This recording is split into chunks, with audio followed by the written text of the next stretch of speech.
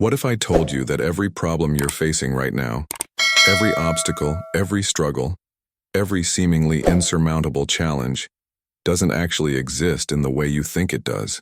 What if the very act of fighting against your problems is precisely what gives them power over your life? This might sound impossible, perhaps even offensive to someone in the midst of real suffering, but stay with me, because what you're about to discover about consciousness and reality might completely transform how you approach every difficulty you'll ever face. Smith Wigglesworth, a man whose very name resonates with spiritual authority and miraculous demonstrations, uncovered something that shook the foundations of how humanity understands problems. While most people spend their entire lives wrestling with circumstances, exhausting themselves in endless battles against external conditions, Wigglesworth discovered a truth so profound, so revolutionary, that it seemed almost too simple to be real. Problems exist only in human consciousness, never in divine reality. But before we begin, please hit the like button and let me know where in the world you're watching from today. It's always fascinating seeing who's joining us from around the world.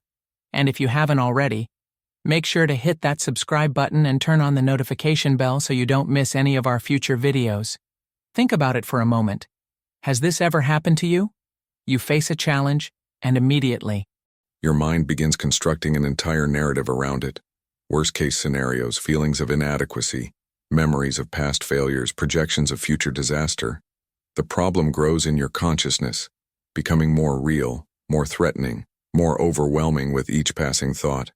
You try harder, you struggle more intensely, you fight with everything you have, and yet somehow, the problem persists or even multiplies. This is the trap that Wigglesworth recognized, the endless cycle that keeps humanity bound to suffering. But here's where it gets fascinating. Wigglesworth identified something that most people never realize in their entire lifetime. Consciousness itself operates on two completely distinct levels. There's the human level of consciousness, the one we're all familiar with, where separation feels real, where problems appear solid and threatening, where limitations seem absolute and unchangeable.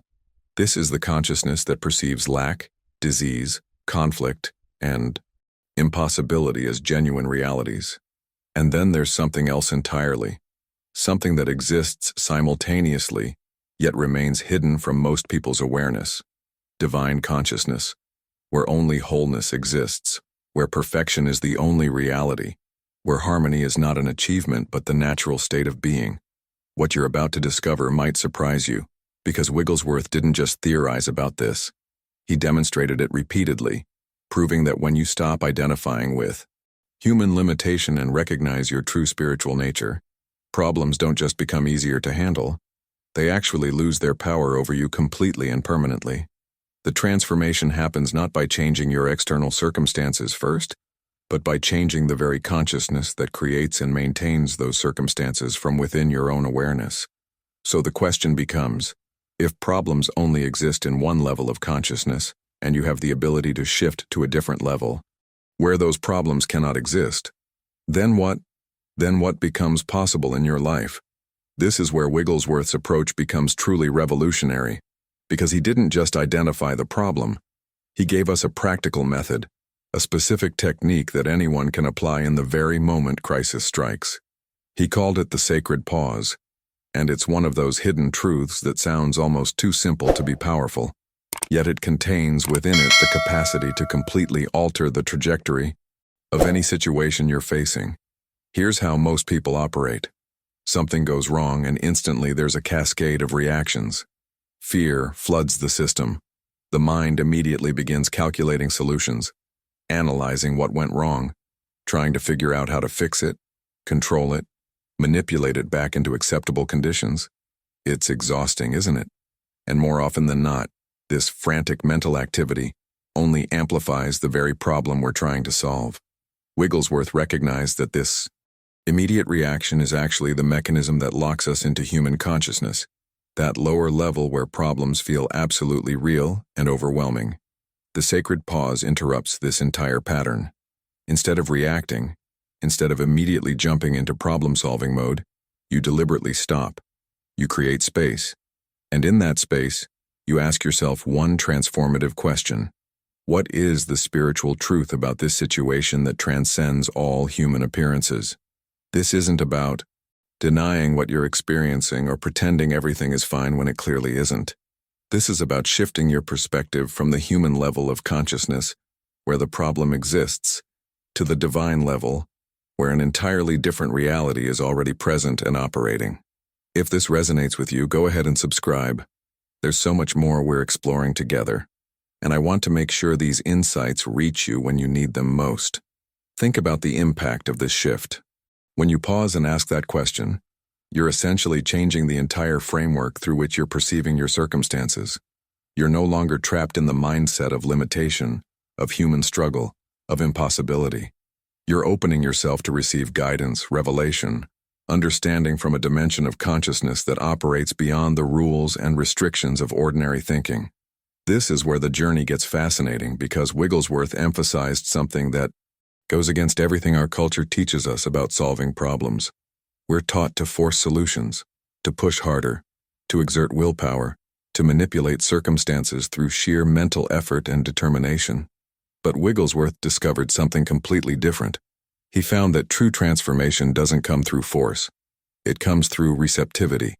You're not trying to make something happen. You're not struggling to create an outcome.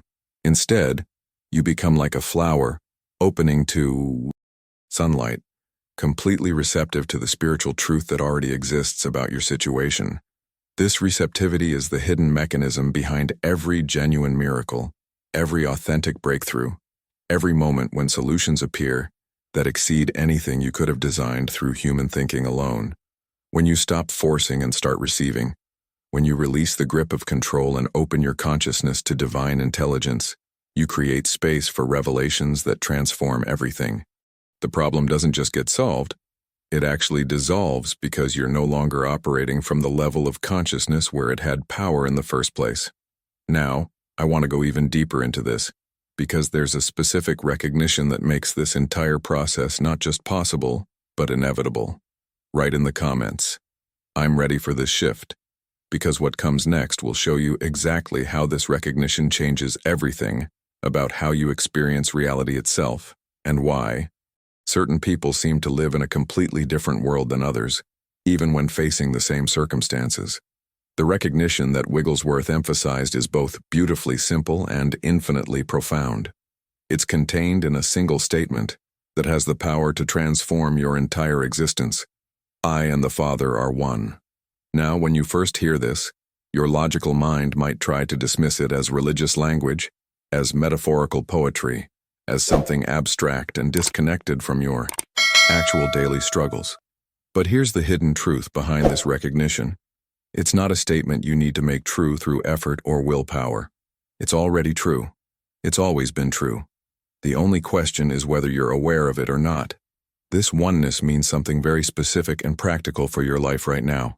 It means that divine wisdom, infinite power, and unconditional love aren't things you need to earn, achieve, or become worthy of receiving.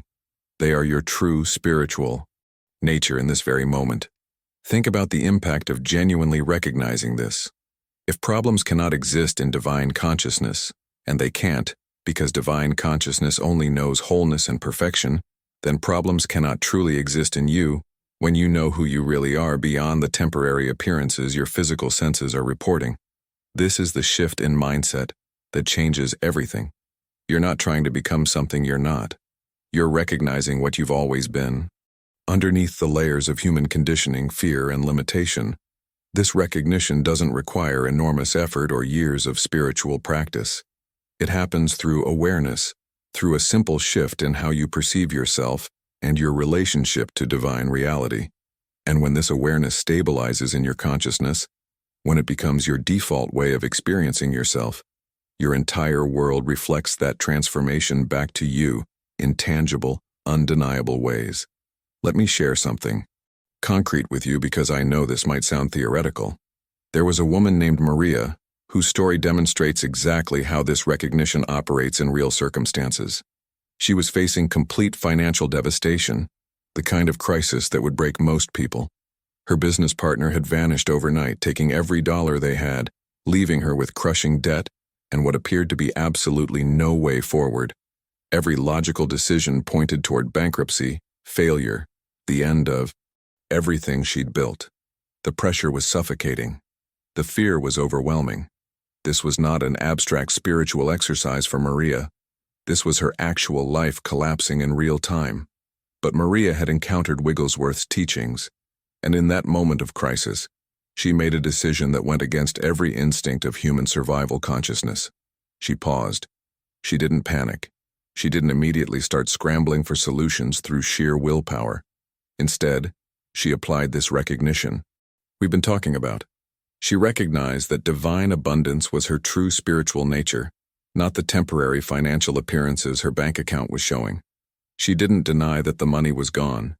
She simply refused to accept that lack was the deeper truth about her identity and her relationship to infinite supply. And here's what's remarkable. Within just a few weeks, opportunities began appearing that seemed completely impossible given her circumstances. New business partnerships formed, seemingly out of nowhere. Assets she had completely forgotten about were suddenly recovered. Solutions emerged that didn't just patch the problem temporarily. They expanded her financial reality beyond what she had experienced before the crisis even happened. She didn't force any of this. She didn't manipulate people or circumstances. She maintained the consciousness of abundance while taking whatever inspired action felt natural, and divine intelligence orchestrated the details in ways her human thinking could never have designed. But what was really happening behind the scenes of Maria's transformation? What's the mechanism that allows this shift in consciousness to produce such concrete results in physical reality? Write in the comments, "Abundance is my nature," if you're beginning to sense how this applies to your own journey. Because understanding this mechanism is crucial for making these principles work consistently in every area of your life, not just occasionally or by accident. The mechanism becomes even clearer when you look at situations where human willpower seems completely useless, where no amount of effort appears capable of changing the outcome. Consider David's story, because this one hits differently. After 20 years of marriage, everything was falling apart. Not gradually, not with hope of repair, but catastrophically. Professional counseling had failed. Every conversation ended in conflict.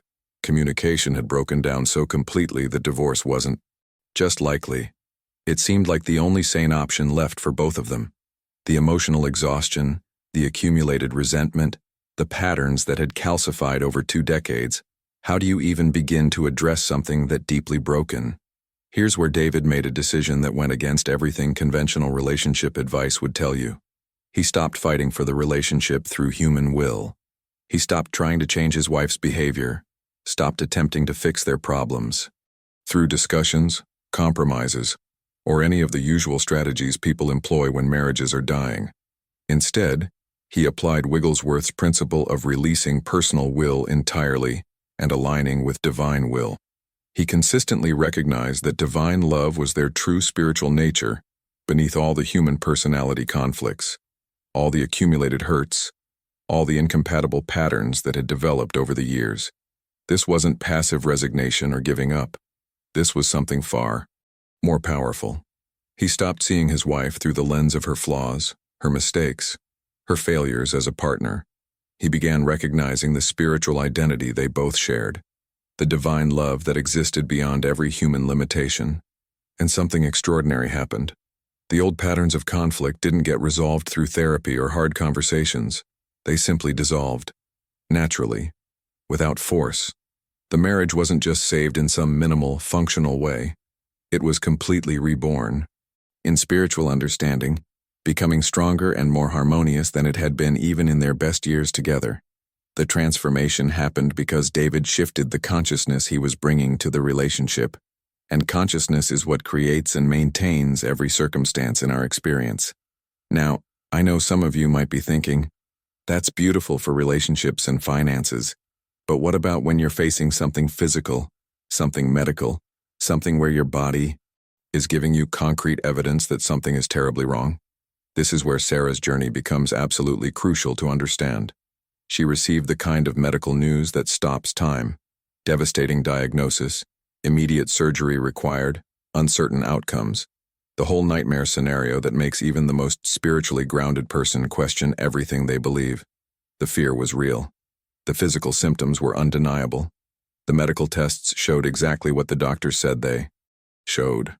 Sarah wasn't living in some fantasy where she pretended the diagnosis didn't exist. But here's what she did that changed everything.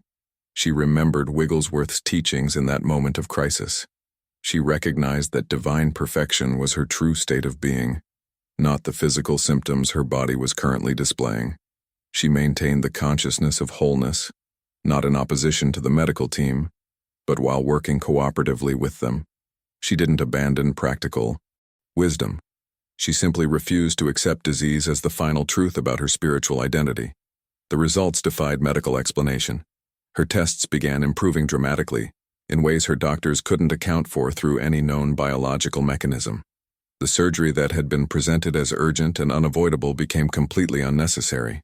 Her own doctor, after 30 years of medical practice, called it the most remarkable recovery he had ever witnessed. What happened behind the scenes? Here, what's the hidden truth that allows consciousness to override what appears to be fixed physical reality? Put down, divine perfection is real. If you're sensing how this principle could apply to your own health journey or any seemingly impossible situation you're currently facing, because understanding what Wigglesworth really meant by consciousness isn't just philosophical, it's the key to experiencing breakthrough in areas where you've been stuck for years. What Wigglesworth understood, and what becomes absolutely crucial for you to grasp right now, is that consciousness operates according to a fundamental law that most people never recognize. Whatever you consistently focus upon expands in your experience. This isn't motivational speaking or positive thinking platitudes. This is a precise mechanism that governs how reality manifests in your life. When you focus on your problems, analyzing them, discussing them, worrying about them, building mental narratives around them, you're actually feeding them energy through your attention. And they multiply, they grow, they become more complex, more entrenched, more overwhelming with each moment of focused attention you give them. But here's the transformation that becomes possible when you shift that focus. When you consistently direct your attention toward divine truth instead of human problems, something remarkable happens. The problems don't just become easier to handle, they actually dissolve naturally, the way darkness disappears the moment you turn on a light. You're not fighting the darkness. You're not analyzing the darkness or developing strategies to overcome the darkness. You're simply introducing light, and the darkness has no choice but to vanish because it never had any substance in the first place. It only appeared real because of the absence of light. This is practical mysticism that produces tangible, measurable results in your actual circumstances. When you consistently practice recognizing divine truth in every situation, in your finances, your relationships, your health, your career, your entire life begins reflecting that truth back to you in concrete ways. The impact is cumulative. Each time you choose to focus on truth rather than appearances, you're strengthening that pathway in your consciousness, making it easier, more natural, more automatic to access that divine level of awareness where problems simply cannot exist. Now, Wigglesworth gave us a specific technique for this shift in focus that he called the spiritual treatment. And I want to be very clear about what this is because it's often misunderstood. This isn't prayer in the traditional sense, where you're asking God to please change something that's wrong, hoping that maybe if you ask nicely enough or persistently enough, circumstances will improve. That approach still operates from the consciousness that problems are real, and you need external intervention to fix them. The spiritual treatment is something entirely different. It's conscious recognition of what is already perfectly true in divine consciousness right now, in this moment, regardless of what your physical senses are reporting. Here's how this works in practice.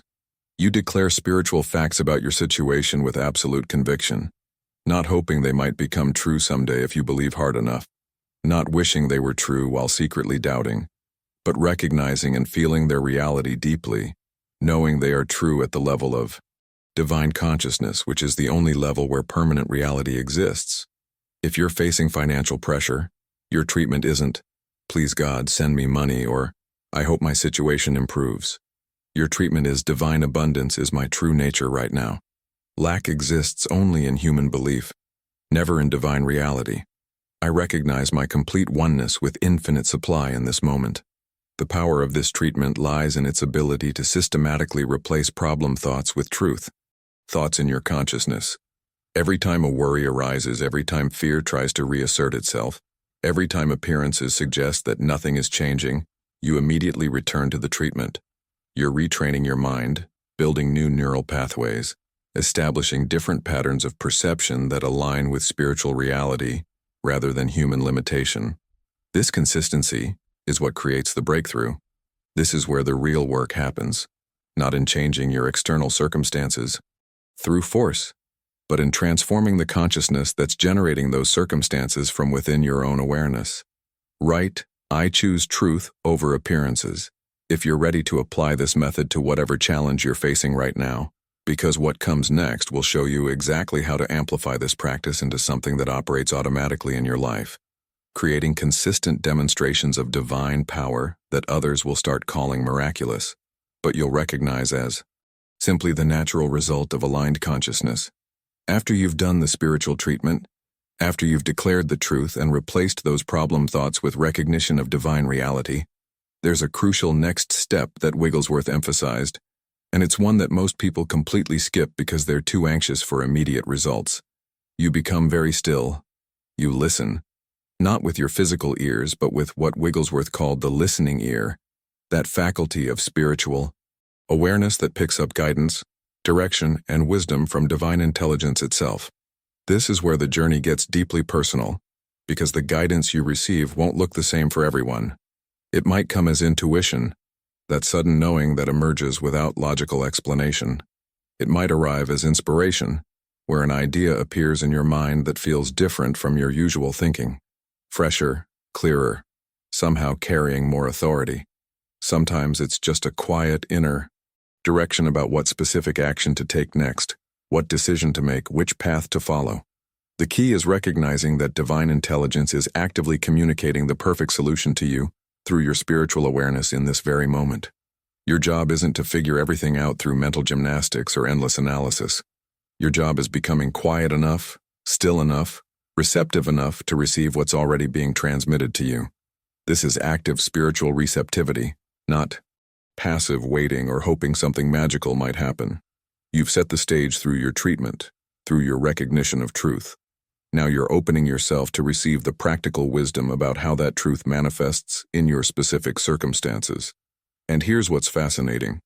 The guidance that comes often surprises you. It's rarely what human logic would suggest. Sometimes it seems too simple. Sometimes it appears counterintuitive. But when you follow that inner direction, when you trust what comes through that listening ear, you discover pathways and possibilities that your rational mind could never have conceived or designed. But receiving the guidance is only part of the equation. What separates those who experience consistent transformation from those who only get occasional glimpses of breakthrough is what Wigglesworth called maintaining the vision. After you receive that spiritual insight, after divine intelligence has shown you the truth about your situation, you hold that vision steady and unwavering regardless of what temporary appearances might suggest. This is where most people stumble. They get the insight, they feel the truth of it, they experience that moment of clarity and conviction. Then circumstances don't immediately change, and they abandon the vision, falling back into problem consciousness. Maintaining the vision doesn't mean ignoring practical steps or refusing to acknowledge what's happening around you. It means taking those practical steps from an entirely different consciousness, from the consciousness of the solution rather than the consciousness of the problem. You're not acting from desperation, hoping that maybe if you do everything right, things might work out. You're acting from knowing, from wholeness, from the absolute certainty that divine consciousness has already established the perfect outcome, and your physical experience is simply catching up to that reality. Think about the impact this has on your decisions, your energy, your entire approach to action. When you maintain the vision while taking practical steps, there's no anxiety driving your behavior. There's no frantic energy of trying to make something happen through sheer force. You move with calm confidence, guided by that inner knowing, trusting that divine intelligence is orchestrating details and opening doors that you can't even see yet. This steady recognition, this unwavering vision, is what gradually transforms the entire situation from within. What began as an overwhelming problem becomes a demonstration of how consciousness creates reality when it aligns with divine truth rather than human limitation. Right. I maintain the vision if you're committed to holding steady, even when appearances suggest nothing is changing, because what's happening behind the scenes during those times when you can't see progress is actually the most critical part of your transformation. There's one more element that completes everything we've been discussing, and it's so powerful that Wigglesworth considered it essential for activating the manifestation of spiritual truth in your physical experience. It's the practice of giving thanks in advance. Not gratitude for what you can see with your eyes, not appreciation for results that have already materialized, but heartfelt thankfulness for the spiritual solution that divine consciousness has already established in truth, even before any evidence appears in your circumstances. This might feel counterintuitive at first. How can you be genuinely thankful for something you can't see yet? Something that your bank account, your body, your relationships aren't currently reflecting. But here's the hidden mechanism behind this practice. When you're truly grateful for divine provision, when you feel authentic appreciation for the perfection that exists at the level of divine consciousness, you're not hoping it might happen someday. You're acknowledging that it's already real, already complete, already established. This thankful consciousness becomes naturally magnetic to solutions and demonstrations. You're aligning yourself vibrationally, emotionally, spiritually with the reality you're recognizing, and that alignment is what allows it to manifest in your physical experience. Think about how you feel when you're genuinely grateful versus when you're desperately hoping or anxiously waiting. Gratitude carries a completely different energy. It's peaceful. It's confident. It's settled. When you thank divine consciousness for the abundance that's already yours, for the healing that's already complete, for the solution that's already in place, you're embodying the consciousness of having received rather than the consciousness of lack and need. And consciousness is what creates your experience. This isn't manipulation or pretending. This is recognizing the spiritual truth of what already exists and feeling the natural appreciation that comes with that recognition. But I want to be completely honest with you about something, because if I don't address this, you'll encounter it on your journey and might think you're doing something wrong. The biggest challenge you'll face in applying Wigglesworth's method is persistent doubt during that lag time between spiritual recognition and physical manifestation. You recognize the truth. You do the treatment. You listen for guidance. You maintain the vision. You give thanks in advance. And then, nothing seems to change immediately. Days pass, maybe weeks, and the circumstances still look exactly the same or possibly even worse. This is when doubt creeps in, whispering that maybe this doesn't work, maybe you're fooling yourself, maybe you should abandon spiritual consciousness and return to human problem solving. Wigglesworth taught something crucial about this phase. Divine consciousness operates completely outside human time limitations. Your recognition of truth is instantly real and complete in the spiritual realm. The appearance of that truth in your physical experience follows according to spiritual law, but it often works invisibly in consciousness before becoming evident externally. The delay isn't because the method doesn't work. The delay is simply part of how consciousness manifests its contents into physical form. When doubt arises, and it will, you simply return gently to the truth you recognized earlier. No self-criticism, no frustration, just a gentle redirection of your attention back to divine reality. Doubt is nothing more than a habit of human thinking, a pattern that's been reinforced over years or decades of problem-focused consciousness. It dissolves through consistent practice of recognizing truth over circumstances, the same way any habit weakens through non-use while new patterns strengthen through repetition. Every time you choose truth over doubt, you're building that spiritual muscle, establishing divine consciousness as your default state of awareness. The doubt loses its grip naturally as your conviction in spiritual reality grows stronger through demonstration after demonstration. Put down truth over doubt if you're committed to this practice even during those challenging periods when nothing seems to be changing, because what I'm about to share will show you exactly what's happening during those times that makes all the difference between those who break through and those who give up right before their miracle manifests. What happens when you practice these principles consistently over time is something that Wigglesworth reserved for his most dedicated students, because it represents a level of spiritual maturity that can only develop through persistent application. He called it becoming transparent to truth. This is where your personal will, all those individual desires, goals, agendas, and preferences that usually drive your decisions, become so perfectly aligned with divine will that there's no longer any conflict, any resistance, any obstruction between what you want and what divine consciousness wants to accomplish through you. Think about what this means practically. Most people live their entire lives pushing their own agenda, trying to make their personal dreams happen through sheer determination and willpower. There's constant friction between what they think they need and what life is presenting to them.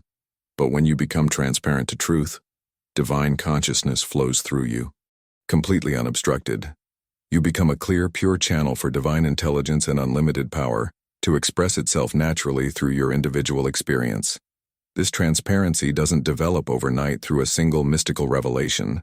It grows through consistent surrender of your personal goals to divine purpose. And here's what's remarkable about this transformation. You discover that divine will for you actually exceeds anything you could have desired or imagined from your limited, personal perspective. Your highest good, your deepest fulfillment, your greatest joy, all of this is absolutely guaranteed because it flows from infinite wisdom and perfect love operating through you. The struggle ends. The effort dissolves.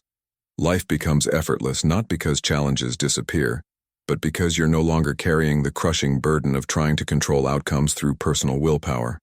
You're receptive to what divine consciousness wants to accomplish through your unique expression, and that receptivity creates a flow that feels natural, harmonious, and deeply satisfying. This is the pathway toward what Wigglesworth termed living the mystical life. And it's not some abstract spiritual ideal reserved for monks or saints who've withdrawn from the world. It's a practical state of consciousness that transforms how you experience absolutely everything in your daily existence. Every experience, whether pleasant or challenging, becomes an opportunity to recognize divine presence and purpose operating through your individual journey. You stop categorizing life into good events and bad events, desirable circumstances and undesirable ones. Instead, you see divine activity orchestrating perfect unfoldment through absolutely everything. Problems disappear permanently at this level, not because your external circumstances become perfect according to human standards, but because you no longer generate the consciousness that creates problems in the first place.